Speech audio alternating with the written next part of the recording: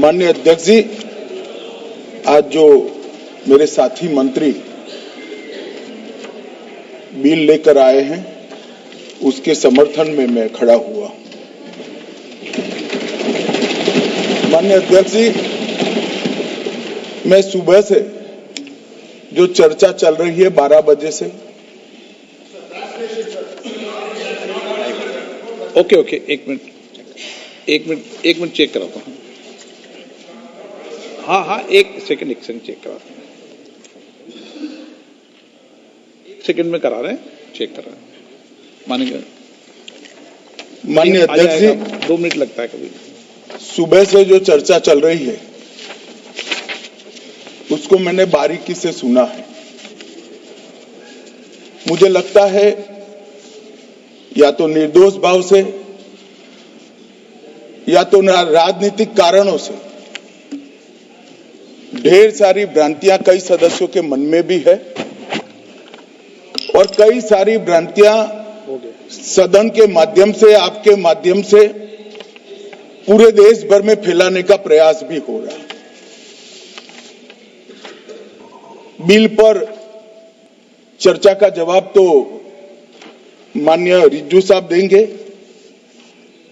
मैं कुछ बातें यहां रखी है, इसको मेरी समझ के हिसाब से क्लैरिफाई करने का जरूर प्रयास करूंगा। ये वक्त एक अरबी शब्द है। वक्त का इतिहास मान्यवर कुछ हदीसों से जुड़ा हुआ मिलता है और आजकल जिस अर्थ में वक्त शब्द का प्रयोग किया जाता है, इसका मतलब है अल्लाह के नाम पर संपत्ति का दान, पवित्र धार्मिक उद्देश्यों के लिए संपत्ति का दान।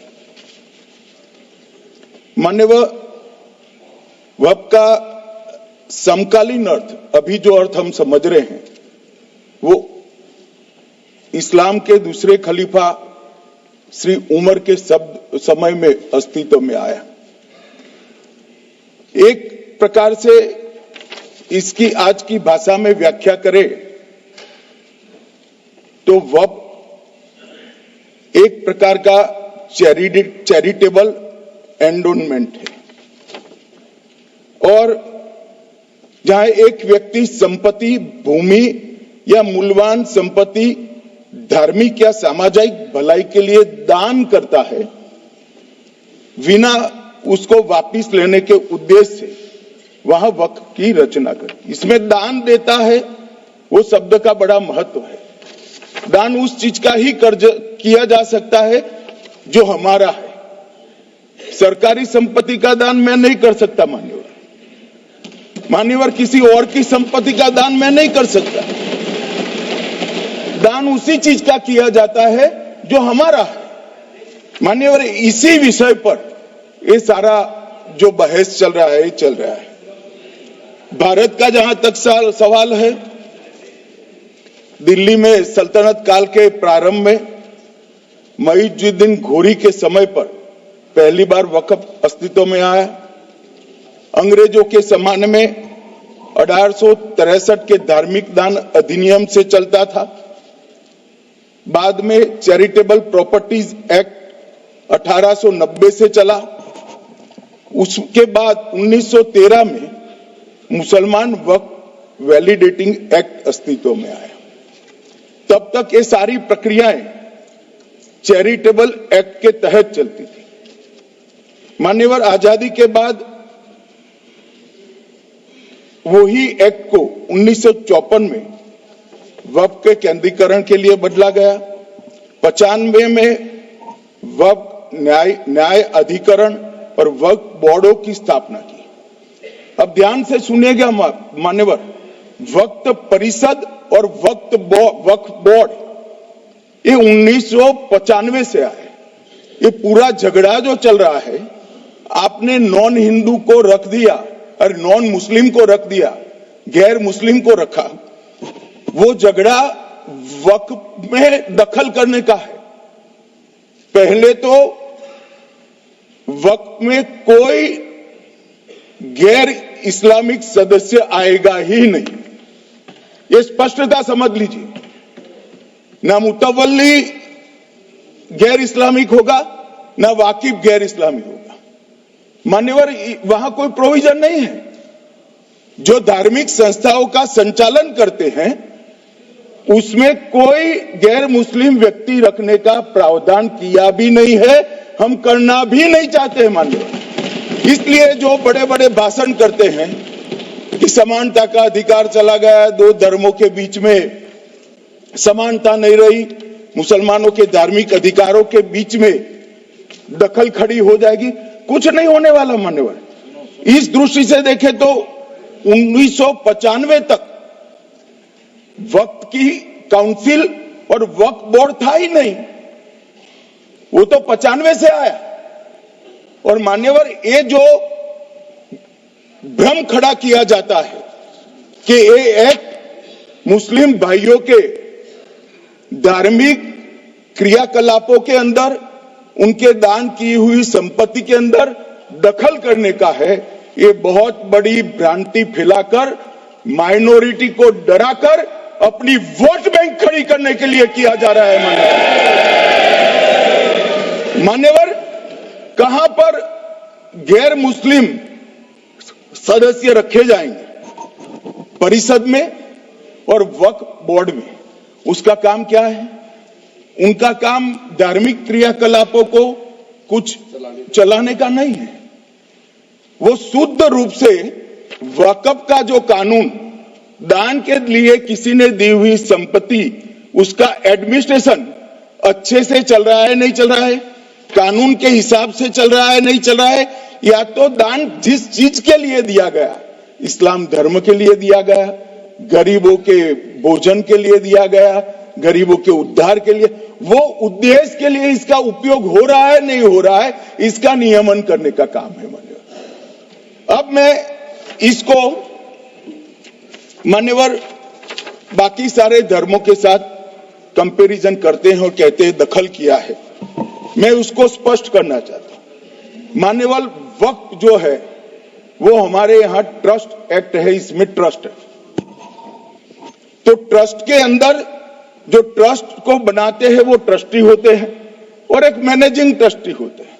वक्फ में वाकिफ होता है, वक्फ होता है और मुतवल्ली होता है। ये सारे इस्लाम के अनुयायी हैं। अरे भाई, आप कह रहे हो, हम तो कह रहे हैं क्योंकि इसका वक्फ शब्द ही इस्लाम से आया है, इसलिए हम कह रहे हैं कि वक्फ वो ही कर सकता है जो इस्लाम का अनुयायी हो। अब आप उसका विरोध कर रहे हो तो आप तो वक्फ में भी नॉन इस्लामिक आदमी चाहते हो। मान्यवर, क्या कह रहे हैं? हम इसलिए कह रहे हैं कि वक्फ वो ही कर सकता है जो प्रैक्टिसिंग इस्लाम को प्रैक्टिस करता होगा, क्योंकि मान्यवर इसकी उत्पत्ति ही इस्लाम के सिद्धांतों से हुई। अब मान्यवर, वक्फ धार्मिक हुआ, वक्फ बोर्ड नहीं हुआ, वक्फ परिषद भी नहीं हुई। अरे सुनो भाई, मान्यवर, ट्रस्ट के अंदर ट्रस्टी जो होते हैं, जो चर्च होगा तो क्रिश्चियन होंगे, पारसी भी होंगे, पारसी के लिए वो ट्रस्ट होगा, तो हिंदू होगा तो वो हिंदू के लिए। अब चैरिटी कमिश्नर हम कहेंगे कि भाई मुस्लिम क्यों आया? मुझे बताओ, चैरिटी कमिश्नर एक्ट में मुसलमान चैरिटी कमिश्नर बन सकता है या नहीं बन सकता है? उसको ट्रस्ट नहीं चलाना है, उसको चैरिटी के कानून के हिसाब से वो ट्रस्ट चले, उसकी देखरेख करनी है। ये धार्मिक नहीं है, ये धर्म का काम नहीं है मान्यवर, ये एडमिनिस्ट्रेटिव वर्क है। और इसलिए तो फिर चैरिटी कमिश्नर हिंदू होगा तो वो क्रिश्चियनों के ट्रस्ट का कैसे देखरेख करेगा? चैरिटी कमिश्नर क्रिश्चियन होगा तो जैनियों के और हिंदुओं के ट्रस्ट का कैसे देखरेख करेगा? अब बताओ कि सारे ट्रस्ट के चैरिटी कमिश्नर अलग अलग बन, देश तोड़ दोगे आप लोग, तोड़ दोगे। हमने साहब, मैं अभी भी आपके माध्यम से, इस सदन के माध्यम से देश भर के मुसलमान भाइयों बहनों को कहना चाहता हूं, आपके वक्फ में एक भी नॉन मुस्लिम नहीं आएगा। ये एक्ट में ऐसा कोई प्रावधान नहीं। मगर जो वक्फ बोर्ड है और वक्फ परिषद है, उसका काम क्या है? वक्फ की संपत्तियां मान्यवर बेच खाने वाले लोगों को पकड़कर इसके बाहर निकालने का। वक्फ के नाम पर औने पौने दाम में संपत्तियों को 100 साल तक किराए पे देने वाले लोगों को पकड़ना है। वक्फ का जो पैसा होता है, इनकम जो गिरती जा रही है, जिसके माध्यम से माइनॉरिटी का विकास करना है, माइनॉरिटी को आगे बढ़ाना है, इस्लाम धर्म की सारी धार्मिक संस्थाओं को पुख्ता करना है।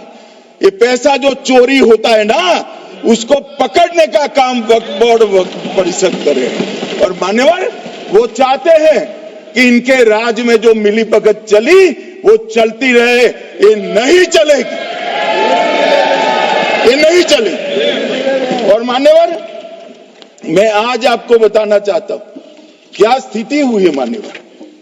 मान्यवर सबने कहा, रिपीटेशन भी होगा, परंतु मैं कहना चाहता हूं मान्यवर कि वक्फ के 2013 में जो अमेंडमेंट्स आए, अब बिल किरण भाई का है, मगर मैं कह सकता हूं कि वक्फ का 2013 का अमेंडमेंट न किया होता तो ये बिल लाने की शायद जरूरत न पड़ती। सब कुछ अच्छा चलता था। 14 में चुनाव आने वाला था, 13 में रातों रात तुष्टीकरण करने के लिए वक्फ कानून को एक्सट्रीम बना दिया गया। और मान्यवर इसके कारण क्या हुआ? इसके कारण दिल्ली लुटियन की 123 वीवीआईपी संपत्ति कांग्रेस सरकार ने जब चुनाव मुहाने पर थे, 25 दिन दूर था, वक्फ को देने का काम कर दिया। दिल्ली वक्फ बोर्ड ने उत्तरी रेलवे की भूमि वक्फ के नाम घोषित कर दी। हिमाचल में वक्फ की संपत्ति बताकर उस पर अवैध मस्जिद बनाने का काम किया। 250 हेक्टेयर क्षेत्रफल वाले 12 गांव पर वक्फ का स्वामित्व हो गया तब तमिलनाडु में। और मान्यवर तमिलनाडु के 1500 साल पुराने तिरुचेंदुरई मंदिर की 400 एकड़ भूमि को वक्फ की संपत्ति घोषित कर। ये जब मंदिर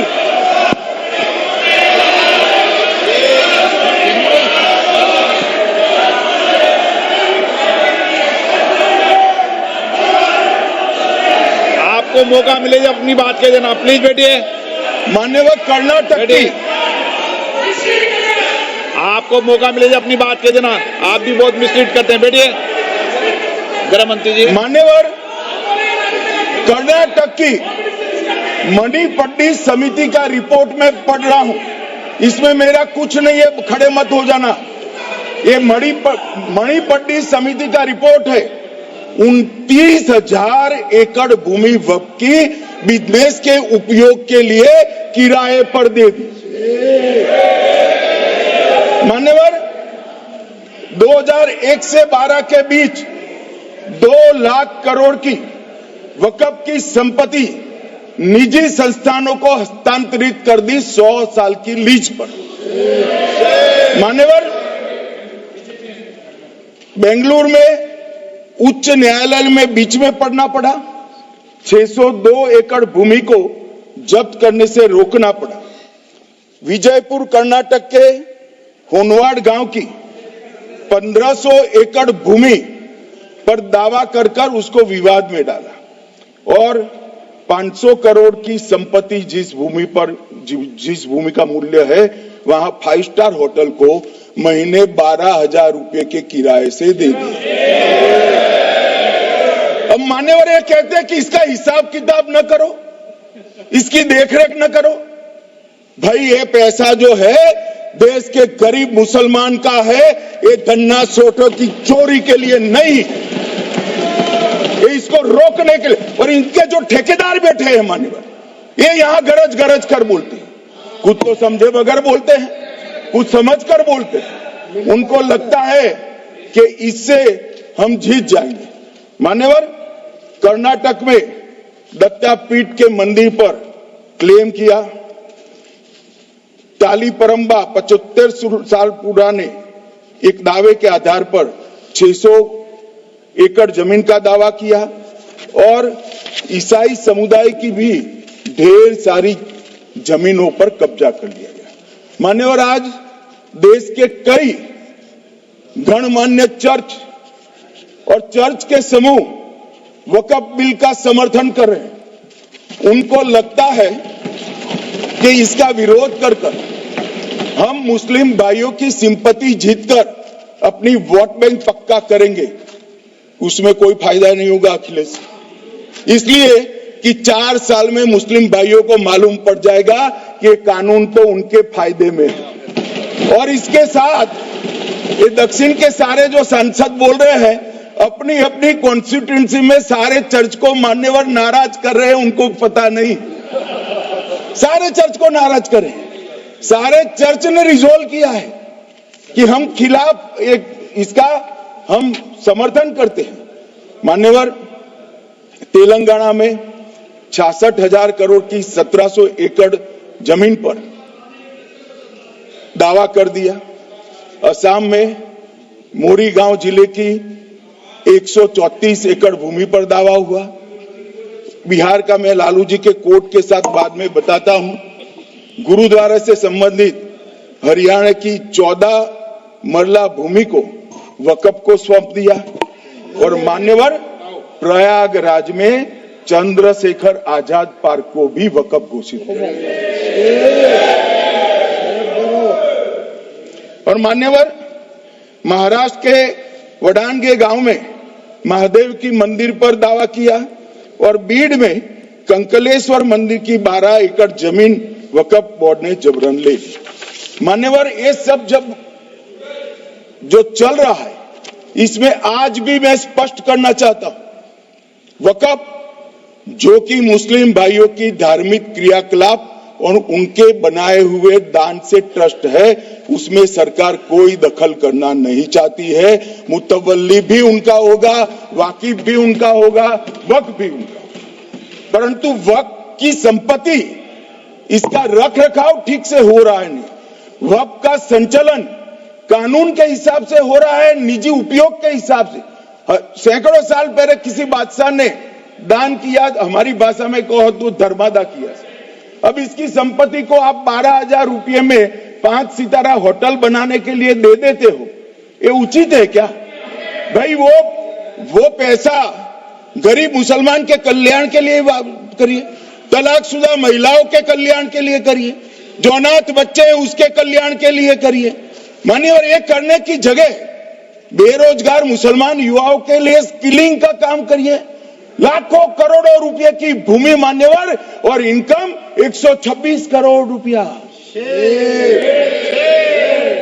रेलवे की जितनी जमीन है, जिसमें हजारों करोड़ लाखों करोड़ का रेलवे का कारोबार चलता है, इतनी भूमि वक्फ के पास है और इनकम 126 करोड़ रुपए। मान्यवर कहते हैं कि इनकम का क्या उद्देश्य है?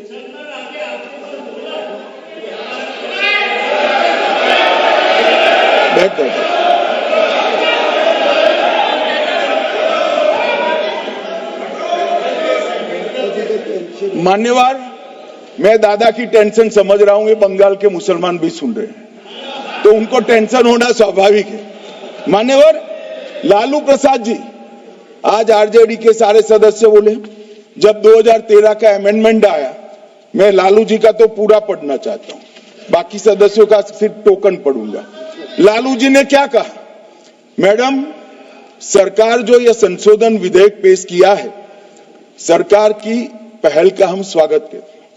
शाहनवाज हुसैन जी और अन्य माननीय सदस्यों ने अपनी बातों को यहां रखा, मैं उसका समर्थन करता हूं। आप देखिए, सारी जमीनें हड़प ली गई है, चाहे सरकारी हो या गैर सरकारी। वक्फ बोर्ड में जो काम करने वाले लोग हैं उनके द्वारा सारी प्राइम लैंड को बेच दिया गया है। पटना में ही डाक बंगले की जितनी प्रॉपर्टी थी सब पर अपार्टमेंट बन गए। इस तरह की काफी लूट खसोट हुई है। हम संशोधन विधेयक तो आपको अंत में लाए हैं, समर्थन करते हैं, लेकिन मैं चाहता हूं कि भविष्य में आप कड़ा कानून लाइए और ये जो चोरी करने वाले लोग हो उनको जेल की सलाखों के पीछे। अब साहब, लालू प्रसाद की इच्छा इन्होंने तो पूरी नहीं की, नरेंद्र मोदी जी ने पूरी कर दी। ये लालू जी ने कहा था एक कड़ा कानून लाइए। मान्यवर शरीफुद्दीन शरीफ उन्होंने कहा मंत्री जी समझते हैं कि शायद इससे मुसलमानों का वोट मिल जाएगा, लिहाजा मुसलमान लोगों ने भी खुद ही तबाही मचाई है, इसलिए मैं गुजारिश करूंगा कि इसके लिए आप सख्त कानून बनाइए, उनके हाथों में हथकड़ियां पहनाइए और जो उनके कब्जे किए हैं वो जमीनों बेचकर गरीब और तलाकशुदा मुस्लिम बहनों का कल्याण करिए। इसके बाद श्री हमीदुल्लाह सैयद लक्षद्वीप से थे, उनका भी इसी टोन का भाषण है। और मान्यवर, मैं आज की बात नहीं कर रहा हूं, 2013 का जो बिल कांग्रेस पार्टी लेकर आई, इसके विरोध में इनके समर्थकों ने जो कहा था, मान्यवर ये है। और क्या होगा भाई इससे? पारदर्शी ऑडिट होगी, आज ऑडिट ही नहीं हो रही। रिपोर्ट ऑनलाइन जमा करने की सिस्टम नहीं है, वो होगी, रिपोर्ट देनी पड़ेगी, बैलेंस शीट जमा करनी पड़ेगी, ऑडिट होगी, कैग के रिटायर्ड ऑफिसर ऑडिट करेंगे और मान्यवर पारदर्शिता आएगी। इससे क्यों डरना चाहिए किसी को? पारदर्शिता से क्यों? और वक्फ बोर्ड और वक्फ परिषद, इसका कोई ऑर्डर हम ऐसा नहीं लिख रहे हैं कि कोर्ट में नहीं जा सकते। आपने तो कर दिया था कि एक ऑर्डर को कोई कोर्ट में चैलेंज ही नहीं कर सकता, पूरा संविधान वहां समाप्त कर दिया मान्यवर। और मान्यवर, हम तो इसको कहते हैं कि कोई भी चैलेंज कर सकता है कायदे की अदालत में। इस देश में संविधान का राज है, ग्रीवेंसेस जिसका भी हो कोर्ट में जा सकता है। 2013 में जिसकी भूमि हड़पी, इसके ग्रीवेंसेस को भी कोर्ट के फोरम से बाहर करने का पाप एक कांग्रेस पार्टी ने किया। मान्यवर, एक अफवाह और फैला रहे, रिट्रोस्पेक्टिव इफेक्ट से आ रहा है। मैं स्पष्ट कर देना चाहता हूं, इस सदन में बोलने के वक्त जिम्मेदारी के साथ बोलना चाहिए। अगर ये कानून का पहला पेज और तीसरी तक धाराएं भी पढ़ी होती तो इसमें स्पष्ट लिखा है ये कानून का अमल जिस दिन पारित होने के बाद भारत सरकार नोटिफिकेशन बाहर निकालेगी उस दिन के बाद होगा। मतलब रिट्रोस्पेक्टिव इफेक्ट नहीं है, मगर मुस्लिम भाइयों को डराया जा रहा है कि रिट्रोस्पेक्टिव इफेक्ट से आएगा। मान्यवर, ये कह रहे कलेक्टर क्यों रखा है? मुझे एक बात बताओ भाई, जो बता सकते हैं। अगर किसी मंदिर के लिए जमीन खरीदनी है तो जमीन की मालिकी किसकी है वो हमारे देश में कौन तय करता है? सबको मालूम है, कलेक्टर करता है सर, रेवेन्यू ऑफिसर वही है।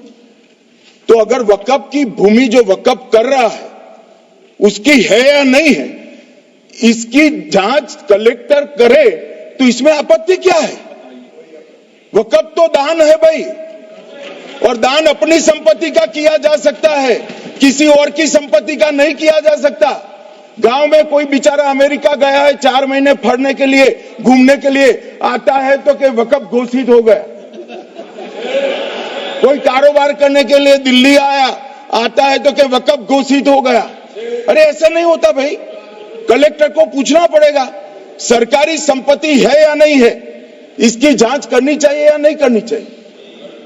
ढेर सारे मंदिर बनते हैं, बने भी है, बनेंगे भी, ढेर सारे चर्च बने हैं, गुरुद्वारे बने हैं, सरकारी संपत्ति पर बन सकते हैं क्या? नहीं बन सकते मान्यवर। जहां वक्फ की घोषणा होती है वो भूमि सरकारी है या नहीं है वो सत्यापित करना ही चाहिए, और कलेक्टर के अलावे इसको कोई सत्यापित नहीं। मान्यवर, इन्होंने इन्होंने, मैंने पहले भी बताया मान्यवर, कोर्ट को भी रास्ते से निकाल दिया। मैं बाद में बात करता हूं मान्यवर, ये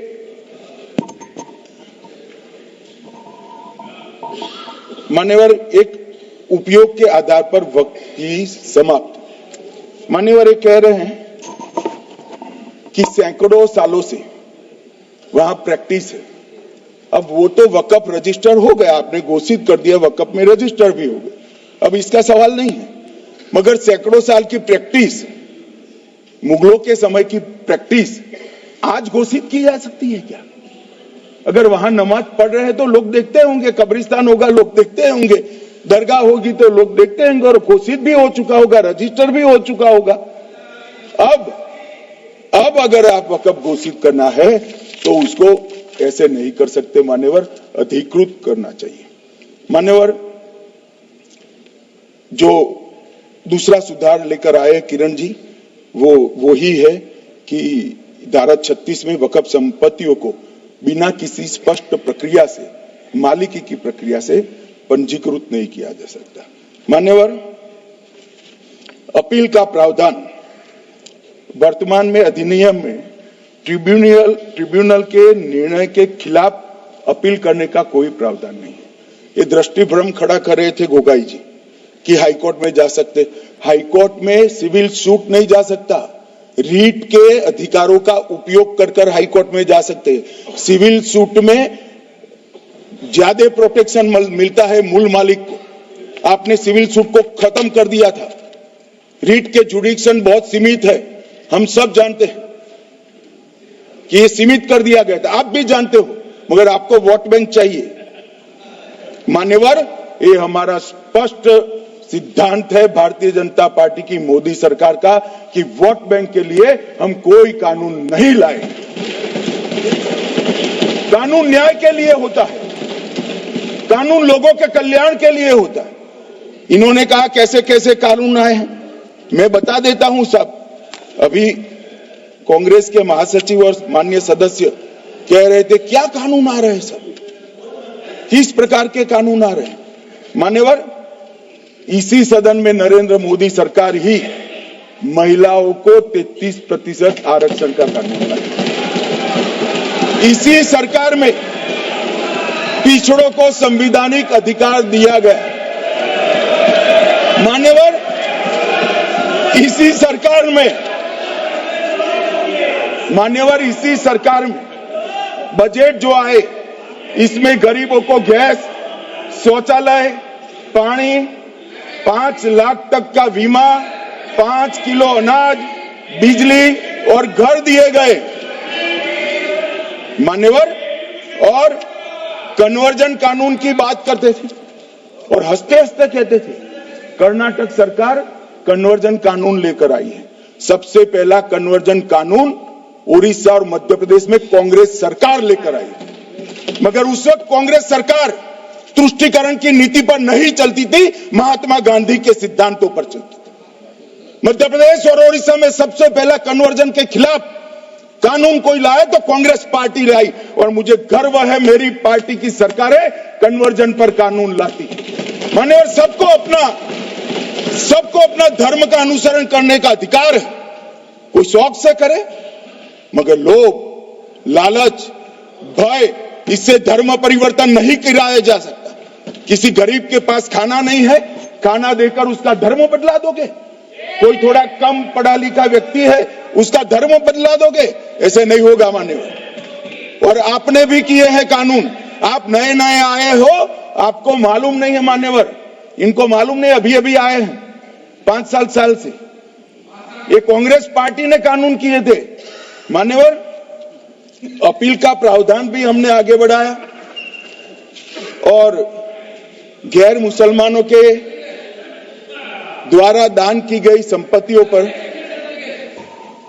गैर मुसलमानों की दान की संपत्तियों पर वक्फ अधिनियम को हमने लगने से मना कर दिया। मानो उनके लिए चैरिटी कमिश्नर का कायदा है। ये प्रैक्टिसिंग इस्लाम, जो इस्लाम की प्रैक्टिस करते हैं, इसीलिए मान्यवर हमने ओवरराइडिंग इफेक्ट को भी समाप्त कर दिया। मान्यवर, ट्रस्ट का नियमन करने का जो कानून होता है, जैसे चैरिटी कमिश्नर के कानून में कोई ओवरराइडिंग इफेक्ट नहीं है।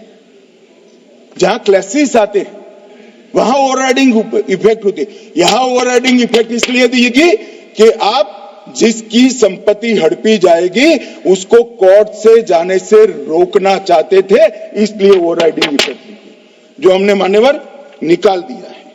मान्यवर, एक ऐसी चर्चा लेकर आए कि चर्चा नहीं, मैं आपको बताना चाहता हूं 2013 में जो अमेंडमेंट बिल आया, जिसके कारण ये बिल लाना पड़ा, वो बिल में कुल मिलाकर 5.4 घंटे चर्चा हुई थी, 5.5 घंटे दोनों सदन मिलाकर।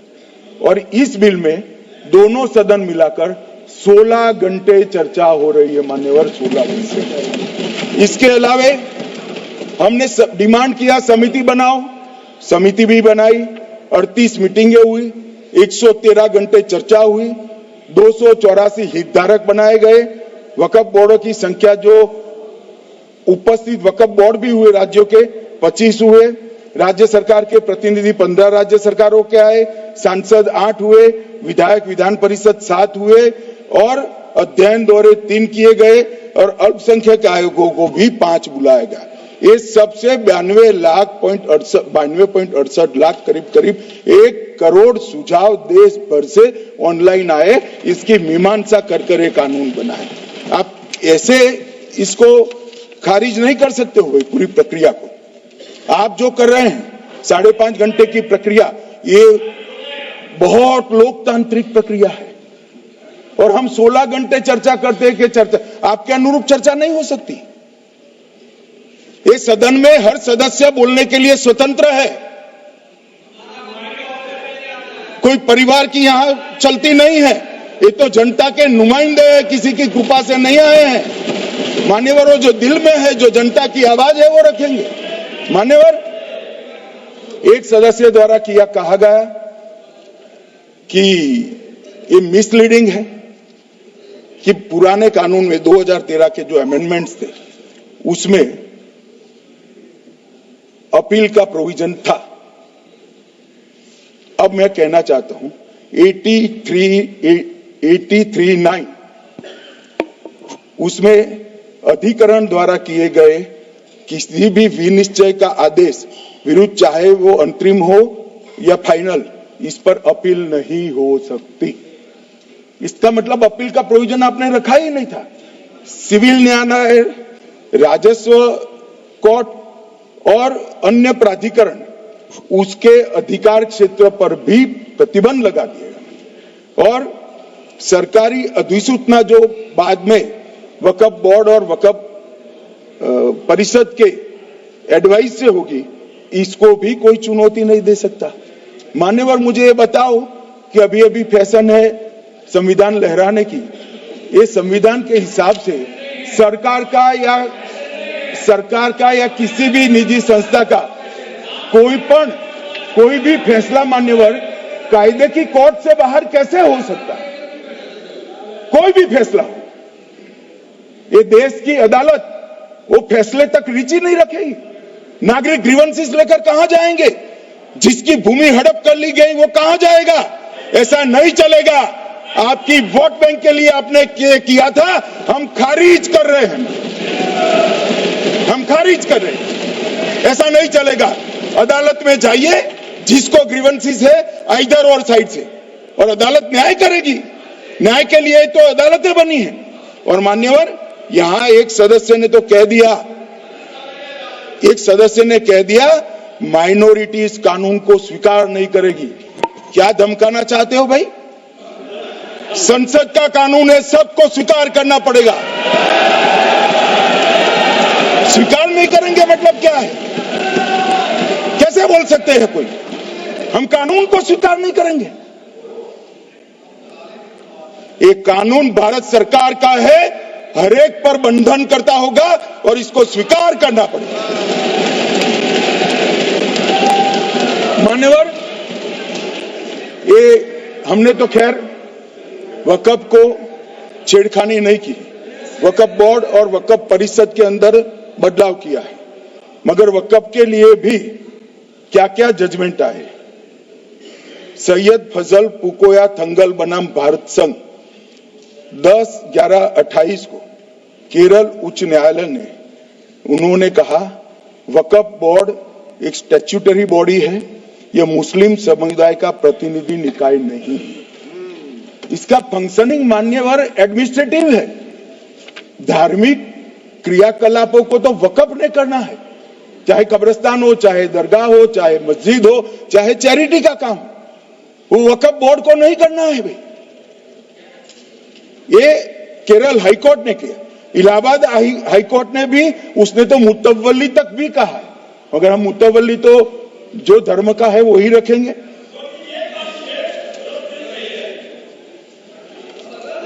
मान्यवर, इन्होंने कहा एक मुतवल्ली के कर्तव्य विशुद्ध रूप से धर्म निरपेक्ष कैरेक्टर है, मगर हम मुतवल्ली को छू नहीं रहे। मान्यवर ये कह रहे थे कि मान्यवर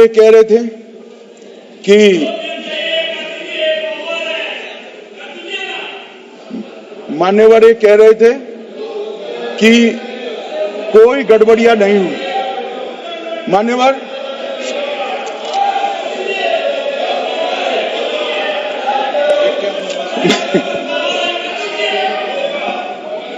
मान्यवर 2013 में अन्यायी कानून आया। भाई करने थोड़ा शांत हो जाइए। ये 26 के कारण डरे हुए और कुछ कारण नहीं। चुनाव जो है ना अक्टूबर में, 25 में जो चुनाव है इसके कारण मान्यवर भाई बैठ जाओ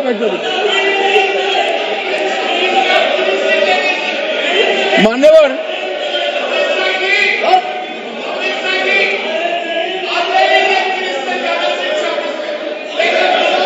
बैठ जाओ।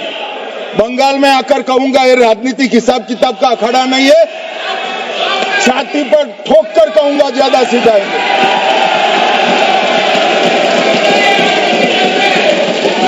मान्यवर 2013 के, अरे बैठ जाओ वकील साहब बैठ जाइए। मान्यवर 2013 में वो भी रिपीट होने वाले हैं। मान्यवर 2013 में बैठ जाओ। मान्यवर 1913 से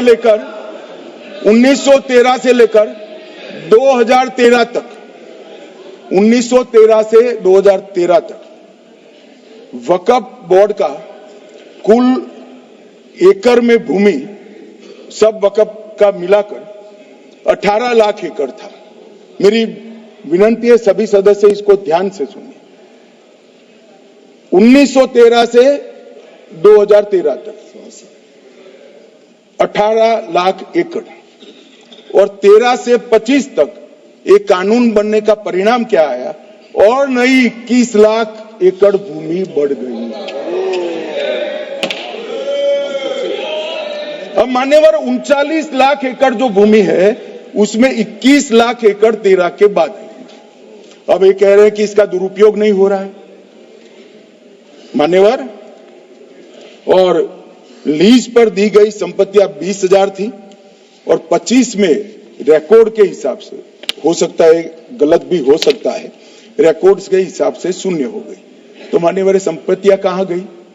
मान्यवर बेच दी गई। किसकी संपत्ति से, किसकी परमिशन से बेचा?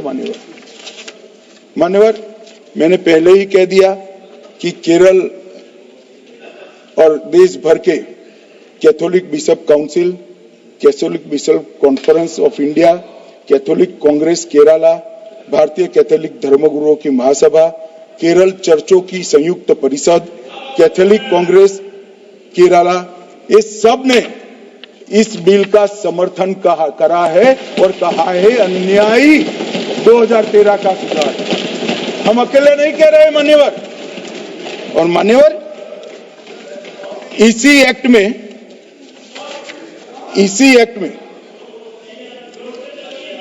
हमने एक बात कही कि जो योगदान था वक्फ बोर्ड का वो 7% से घटाकर 5% कर दिया। मान्यवर, अब ये जो कह रहे हैं ये मुसलमान भाइयों के हित में कह रहे हैं जिसका विरोध कर रहे हैं या अहित में? अगर 7 से 5% हमने कम किया तो कहां जाएगा? वो वक्फ में रहेगा। वक्फ बोर्ड का कम किया है। जो मस्जिद चल रही है उसको हमने 2% बढ़ाया है। ये उल्टा समझ रहे हैं मान्यवर। ये बिल जमीनों की सुरक्षा प्रदान करेगी मान्यवर। किसी की जमीन अब घोषणा मात्र से वक्फ नहीं बनेगी, उसको प्रोटेक्शन मान्यवर। पुरातत्व विभाग और एएसआई की जमीन को हम सुरक्षा देंगे। आदिवासी भाइयों की शेड्यूल 5 और शेड्यूल 6 की जो जमीन है वो सुरक्षित हो जाएगी। निजी संपत्ति जो आम नागरिकों की है वो भी सुरक्षित हो जाएगी। और वक्फ करने के लिए स्वामित्व को दान तो साहब अपनी संपत्ति का ही कर सकते हैं, गांव की संपत्ति का दान नहीं कर सकते। तो वक्फ निजी संपत्ति से ही स्वामित्व के बगैर नहीं हो पाएगा। इसमें पारदर्शिता लाने के लिए सूचना की प्रक्रिया को दाखिल किया गया है। वक्फ बोर्ड की वक्फ की जो संपत्ति घोषित करने की अधिकार थे उसको समाप्त कर दिए। कलेक्टर से सर्टिफाइड कराना पड़ेगा और नए वक्फ पारदर्शी तरीके से पंजीकृत भी करने पड़ेंगे। रजिस्ट्रेशन के बगैर कोई संस्था नहीं चल सकती। और मुस्लिम ट्रस्ट अब तक के जो है उसको हमने इस जो माफ करना, कई सारे ऐसे मुसलमान भाई हैं जो वक्फ के कानून को अंदर दायरे में आना नहीं चाहते। मुझे मिले थे वोरा समाज वाले, वोरा समाज है, अहमदिया है, कई सारे ऐसे समुदाय हैं, सिया भी है, पसमंदाओं के भी कुछ ट्रस्ट हैं। वो सभी को मैं एक आनंद का समाचार देना चाहता हूं, अब मुसलमान भी ट्रस्ट एक्ट के अंदर अपना ट्रस्ट रजिस्टर करा सकता है।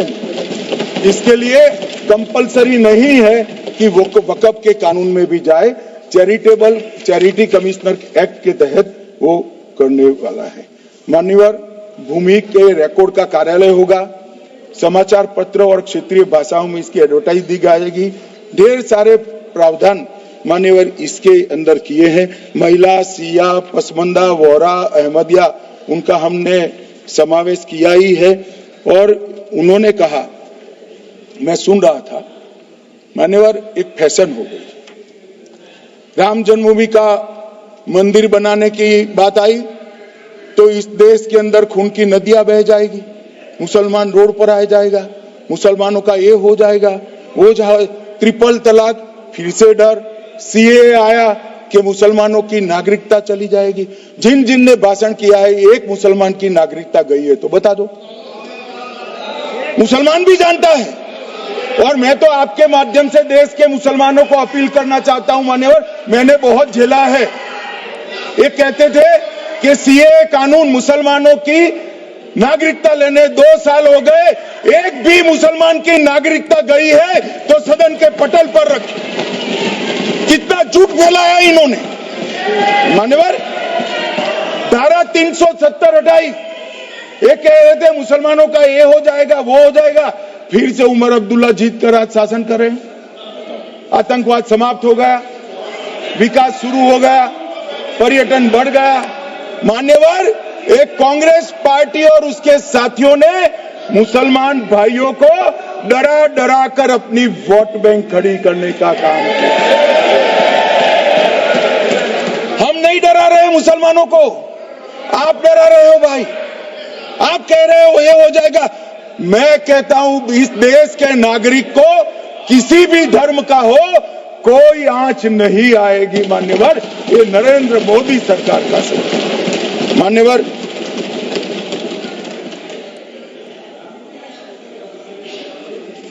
इनको मान्यवर ना पिछड़ों की चिंता है ना मुसलमानों की। ये सालों से जातिवाद और तुष्टीकरण इसके आधार पर काम करते हुए आए हैं और जातिवाद और तुष्टीकरण की राजनीति कर अपने परिवार की पॉलिटिक्स को आगे बढ़ाए हैं। मगर 2014 से मान्यवर जातिवाद, तुष्टीकरण और परिवारवाद को एक साथ नरेंद्र मोदी ने समाप्त कर विकास की राजनीति इस देश में प्रस्तावित। पॉलिटिक्स ऑफ परफॉर्मेंस, परफॉर्म करिए और चुनकर आइए। 3 टर्म मोदी जी को चुना है और 3 टर्म भारतीय जनता पार्टी की सरकार रहने वाली है। मेरी बात ठीक कर मान्यवर, अंत में मैं किरण जी को बहुत बहुत बधाई देना चाहता हूं कि बहुत अभ्यास कर सारे दूषणों को निकालकर वक्फ कानून को शुद्ध, पारदर्शी और उद्देश्यों को समर्पित बनाने का काम रिज्जू साहब लेकर आए हैं। मैं इसका समर्थन करता हूं।